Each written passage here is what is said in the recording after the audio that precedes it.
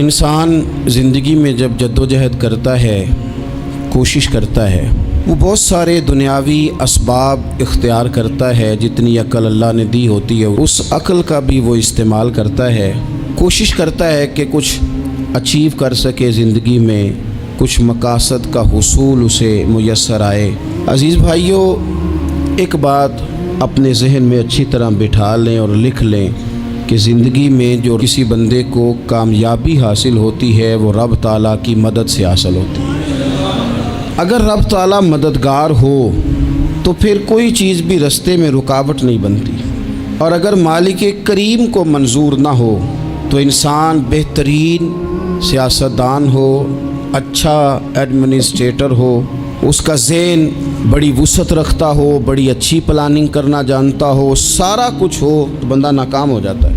مسلمانوں کو جتنی کامیابیاں ملیں ان کا پس منظر صرف اتنا تھا کہ اللہ تبارک و تعالیٰ نے اپنے بندوں کی مدد فرمائی، اور اب تعالیٰ نے قرآن مجید میں اس حقیقت کا بیان کیا، فرمایا بل اللہ مولاکم، فرمایا بلکہ اللہ تمہارا مولا ہے، وَهُوَ خَيْرُ النَّاصِرِينَ، اور وہ بہترین مددگار ہے۔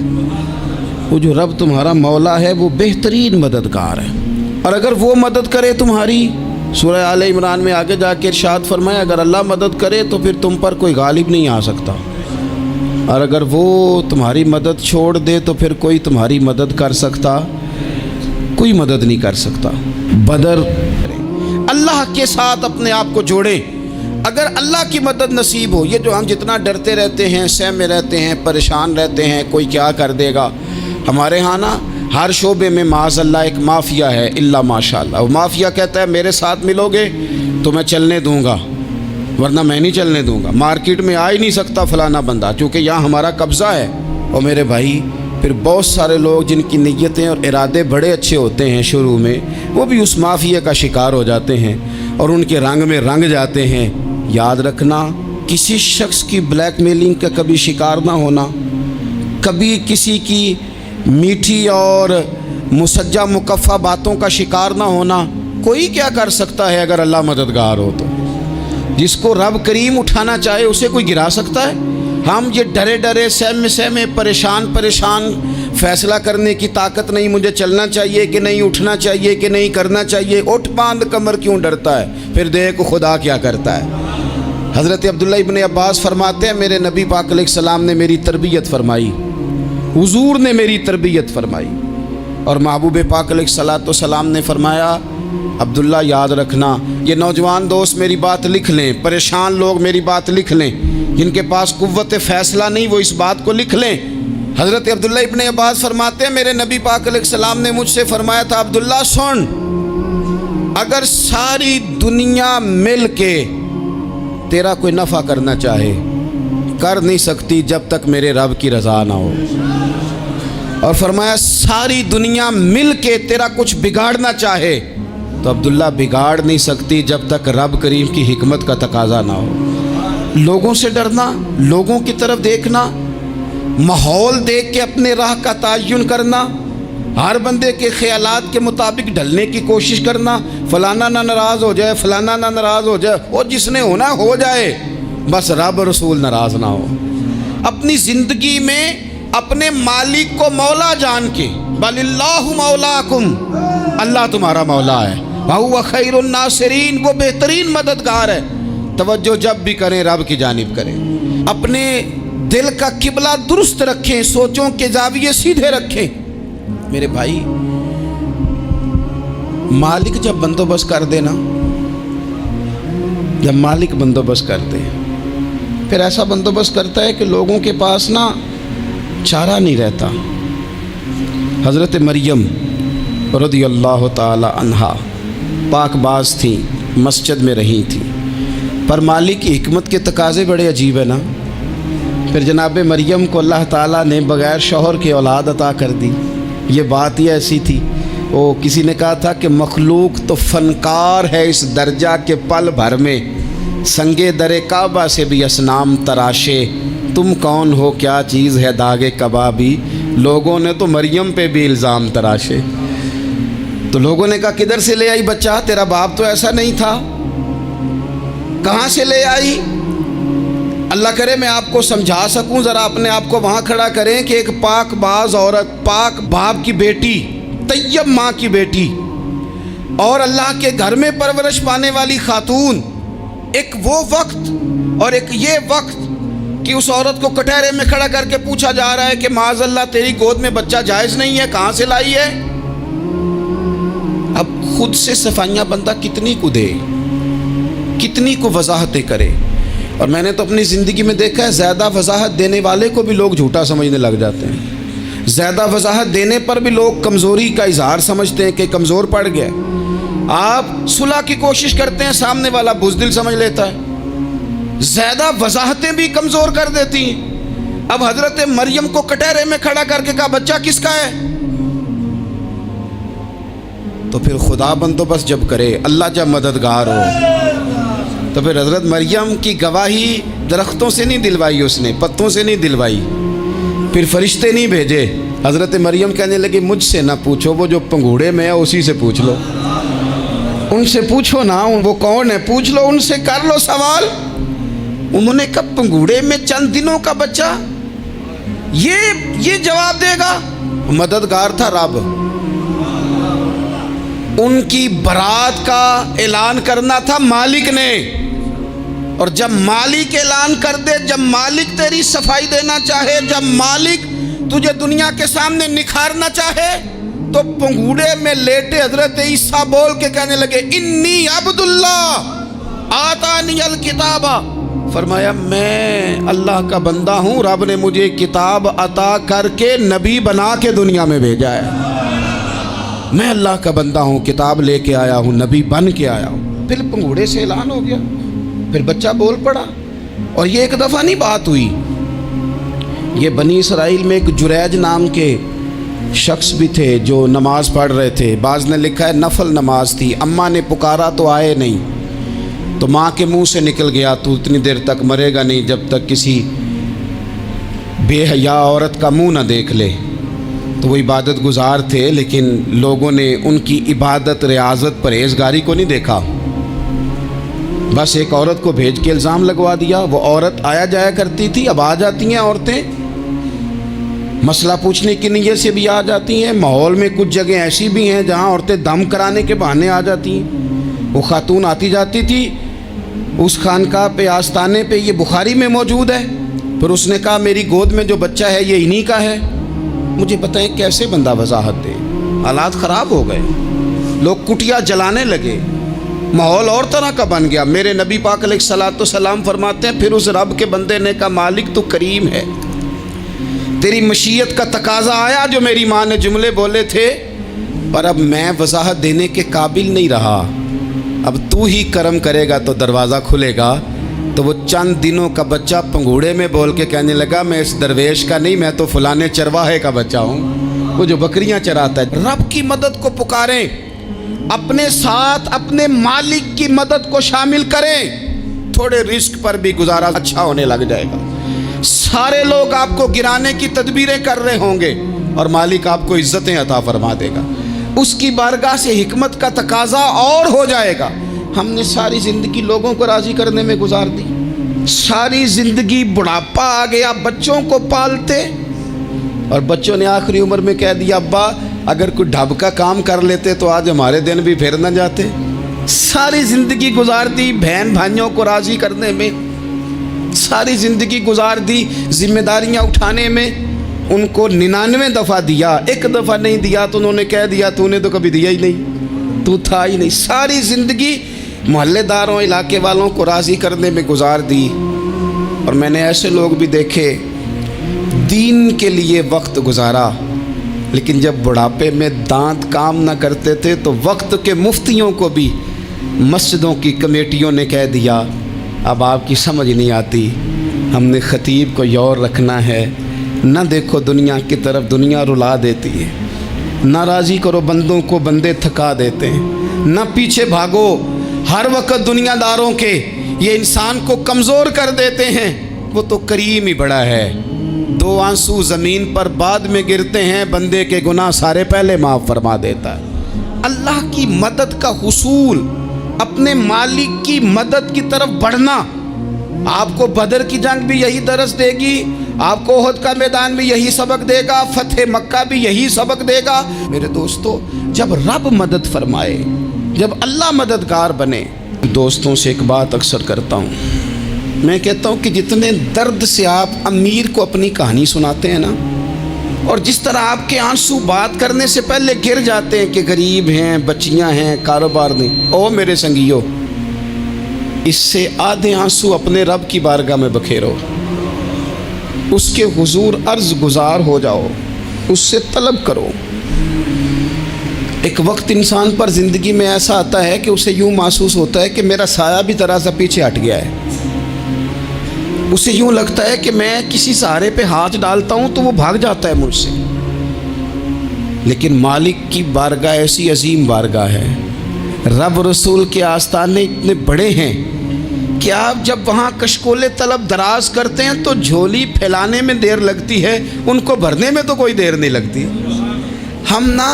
ہم نے اپنا سوچ کا قبلہ ہی دنیا کو بنا لیا ہے۔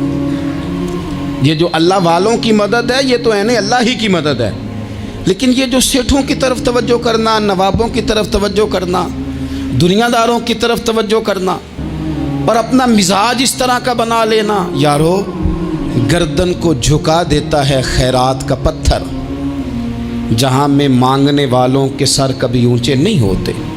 اور اقبال کہتے ہیں غیرت ہے بڑی چیز جہان تگ و دو میں، پہناتی ہے یہ فقر کو تاج سردارا۔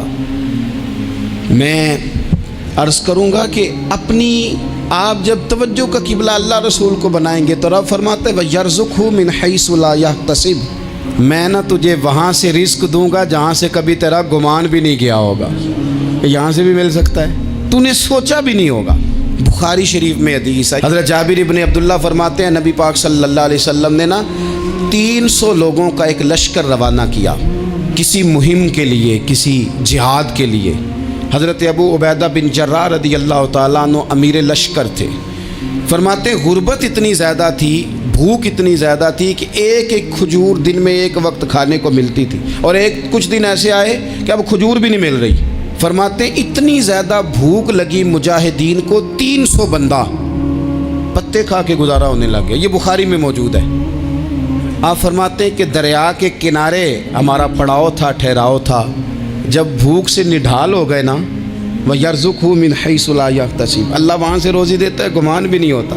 فرماتے ہیں ایک مچھلی اللہ تعالیٰ نے دریا کے کنارے بھیجی، فرماتے ہیں وہ تھی تو مچھلی پر پہاڑ جتنی تھی۔ بخاری میں لفظ ہیں، حضرت جابر ابن عبداللہ رضی اللہ تعالیٰ عنہ فرماتے ہیں 300 آدمی 18 دن تک اس مچھلی کو کھاتے رہے، مچھلی ختم ہی نہیں ہوئی۔ مچھلیاں نہیں، مچھلی کہتے ہیں 18 دن 300 بندہ کھاتا رہا، مچھلی ختم ہی نہیں ہوئی۔ اور فرماتے ہیں کہ اس کی ہڈی نکال کے، کانٹا کہیں گے آپ اپنی زبان میں، کہتے ہیں وہ نکال کے نا تو اس کو کھڑا کیا نا جب، تو اونٹ کجاوے سمیت اس کے بیچ سے گزر جاتا تھا، 2 اس کے کانٹے جوڑے۔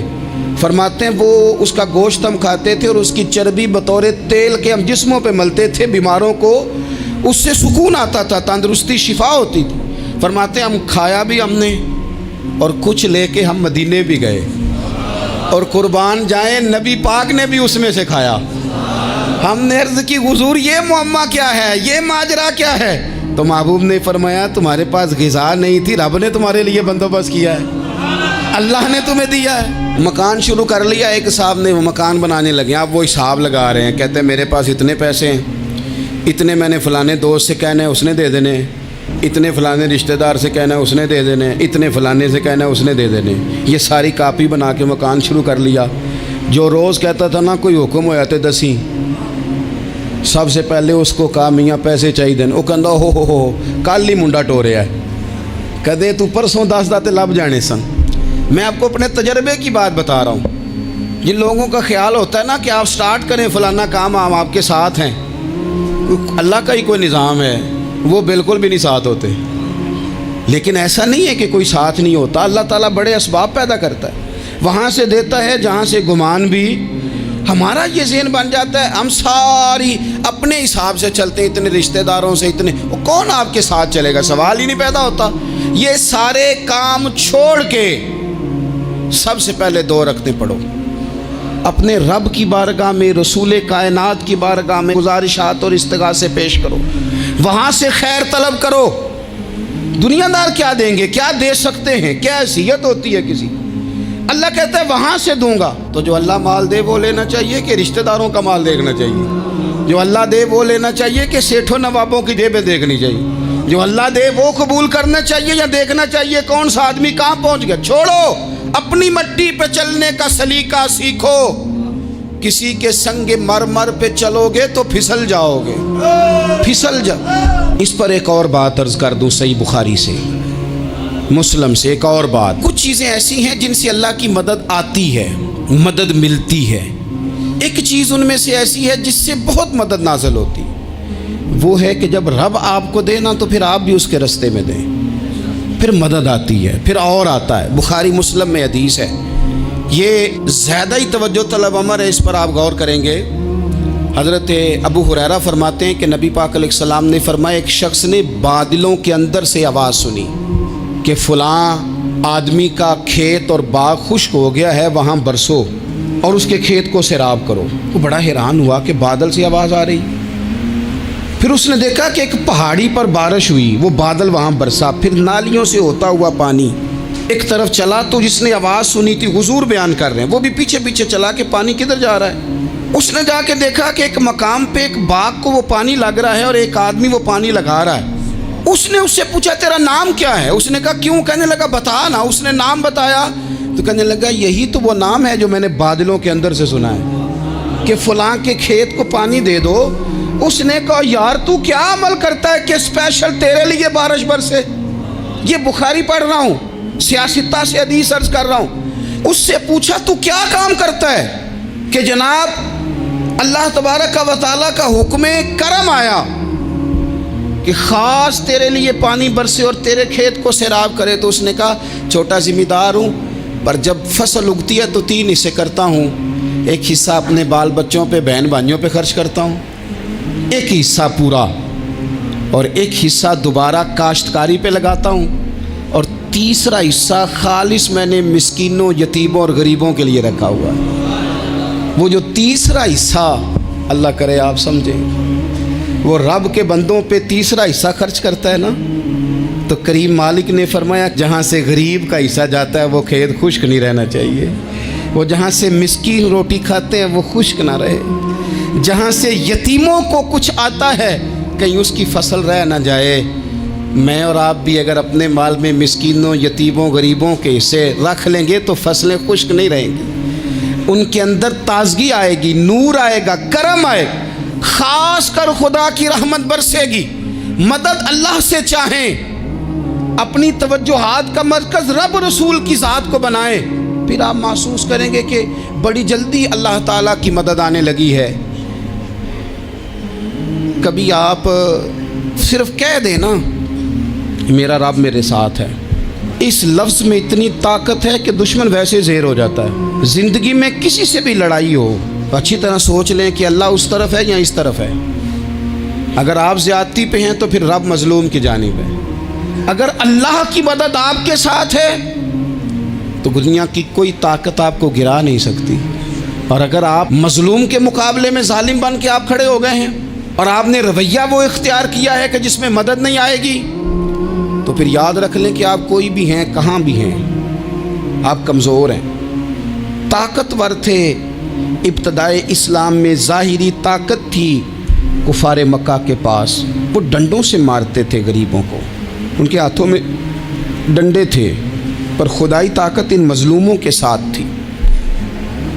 صاحب زرقانی نے لکھا ہے، حضرت زنیرہ رضی اللہ تعالیٰ عنہ ایک لونڈی ہیں، غریب ہیں، ماڑے دا کی کام محمد نس جانا یا رونا، غریب سادی بی بی اور لونڈی کنیزہ، ایک مشرک کی کنیزہ تھی، انہوں نے کلمہ پڑھ لیا، وہ ڈنڈوں سے مارتا، دروں سے مارتا، تکلیف دیتا۔ حضرت زنیرہ رضی اللہ تعالیٰ عنہ کو اتنا مارا، اتنا مارا۔ اب آپ ایک اور پہلو پر بھی غور کریں، مار بھی پڑ رہی ہے پر خدا ادھر ہی ہے، اللہ کی مدد ادھر ہی ہے۔ رب کہتا ہے کہ پہلے تو صبر کرنا، ان اللہ مع الصابرین، تو صبر کرے گا تو پھر رب کی معیت ملے گی، ذرا ٹھہرنا، تو تھوڑا ڈٹنا۔ ان الذین قالوا ربنا اللہ ثم استقاموا تتنزل علیہم الملائکہ، تو کہے اللہ میرا رب ہے، پھر تو پہلے ڈٹ، پہلے تو نے ڈٹنا ہے۔ ثم استقاموا، جو ڈٹ گیا، تتنزل علیہم الملائکہ، ڈٹنے والے کے لیے مدد آتی، پہلے تھوڑا ٹھہرنا پڑتا ہے، پہلے تھوڑا صبر کرنا پڑتا ہے، حوصلہ کرنا پڑتا، اس کے بعد مدد آتی۔ مار پڑ رہی ہے، مارا جا رہا ہے، حضرت زنیرہ کو ان کا مالک جو ہے ظاہری آقا وہ مار رہا ہے، یہ کنیزہ ہے، اتنا مارا ان کی بینائی چلی گئی، نظر آنا بند ہو گیا۔ ابو جہل آیا اور کہنے لگا زنیرہ دیکھا نا ہمارے بت تیری آنکھیں لے گئے، معاذ اللہ، لات و منات ہمارے بتوں نے تجھے اندھا کر دیا۔ اب ایسا نہیں ہے کہ بی بی روتی جا رہی ہے، مایوسی معاذ اللہ، پریشانی، غریبی بڑی ہے، پوچھنے والا کوئی نہیں، یہ باتیں نہیں۔ کیا جملے ہیں خاتون کے، کیا لفظ ہیں۔ ابو جہل نے تنزیہ کہا معاذ اللہ، کہنے لگا دیکھا نا ہمارے بتوں نے تجھے اندھا کر دیا۔ تو جناب زنیرہ آنکھوں کی بینائی گئی ہے، رات کو گئی ہے، دکھ ابھی تازہ ہے، لیکن اللہ پہ جو توکل ہے، اپنے مالک سے جو رشتہ ہے وہ اتنا مضبوط ہے، اتنا طاقتور ہے، اس میں اتنی گہرائی ہے کہ حضرت زنیرہ بول کے نا اتنی قوت سے بولی، اتنی طاقت سے بولی کہ پورے کفر پر لرزہ طاری ہو گیا۔ فرمانے لگی تمہارے بتوں کی کیا اوقات ہے کہ میری بینائی لے جائیں، یہ میری رب کی حکمت کا تقاضا ہے۔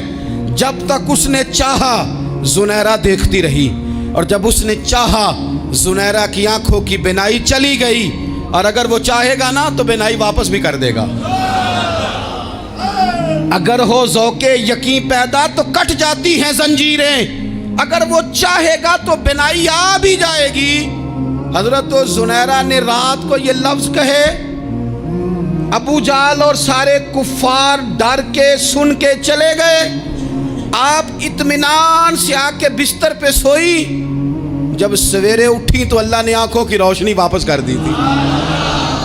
آنکھوں کی اب چھڑی پکڑی ہے، بازاروں میں گھومتی ہے، کہتی ہیں بلاؤ کدھر ہے تمہارے لات و منات، دیکھو میرے رب نے روشنی واپس کر دی۔ آ کر میرے ساتھ ادھر آ، ستمگر ہنر آزمائیں، تو تیر آزما ہم جگر آزمائیں۔ بیمار لوگوں یاد رکھو، کہہ دیا ڈاکٹر نے کہ تو بڑا بیمار ہے، تو بڑا کمزور ہے، یہ ہو گیا وہ ہو گیا، تو ڈاکٹر اپنے علم کے مطابق بات کر رہا ہے، ہوگا تو وہ جو میرا رب چاہے گا۔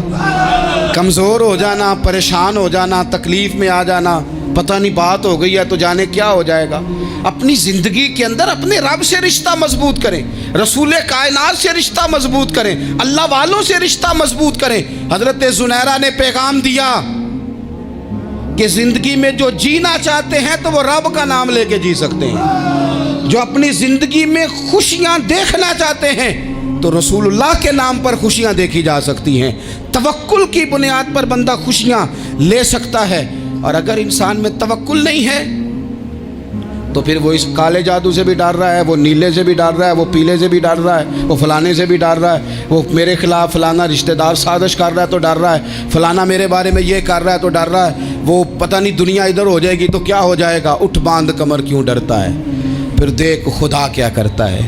تو اس ساری گفتگو کا نچوڑ آپ کو یہ عرض کیا ہے، سب سے پہلے تو یہ کہ میدانوں میں مدد بھی اللہ کی، رزق میں مدد بھی اللہ کی، فصلیں خشک ہوں تو مدد پھر بھی اللہ کرے، تو پھر ساری مدد، اور اگر انسان بیمار ہو تو پھر بھی مدد اللہ کی۔ تو اپنے اللہ کی جانب توجہ کو بڑھائیں، آپ اللہ سے مدد کے سوالی بنیں۔ ترمذی کی ایک حدیث ہے، میں آپ کو زندگی کا تجربہ بتاتا ہوں کہ جب میں بڑا پریشان ہوتا ہوں تو یہ والی روایت کھول لیتا ہوں، مزہ دیتی ہے۔ میرے نبی پاک علیہ السلام نے فرمایا اپنے دکھ سیٹھوں نوابوں کو نہ کہنا، مالداروں کا نہ کہنا، ورنہ اللہ تمہیں کبھی غنی نہیں کرے گا۔ فرمایا اپنے دکھ اپنے رب کی بارگاہ میں عرض کرنا، جلدی کرے یا دیر سے کرے اللہ تمہیں لوگوں سے بے نیاز کر دے گا۔ اللہ تمہیں غنی کر دے گا. رات کو بیٹھو نا اس کی بارگاہ، اسے دکھڑے سناؤ، چھوٹی چھوٹی باتیں. حضور نے فرمایا نمک بھی مانگو تو رب سے مانگو. چھوٹی چھوٹی بات سے شروع کرو نا. جب بندہ شروع کرتا ہے نا چھوٹی چھوٹی چیزیں تو بڑی ساری چیزیں یہ اس طرح ہوتا ہے جیسے بندہ رب سے گفتگو کر رہا ہے. مالک مجھے یہ چاہیے، مالک میں یہاں کمزور ہوں، اللہ میں یہاں پریشان ہوں. آپ یہ کر کے تو دیکھیں، لمبی لمبی دعائیں مانگ کے تو دیکھیں، اس کے حضور جوڑ کے تو دیکھیں. آپ دیکھیں گے راحت کتنی ہے، سکون کتنا ہے.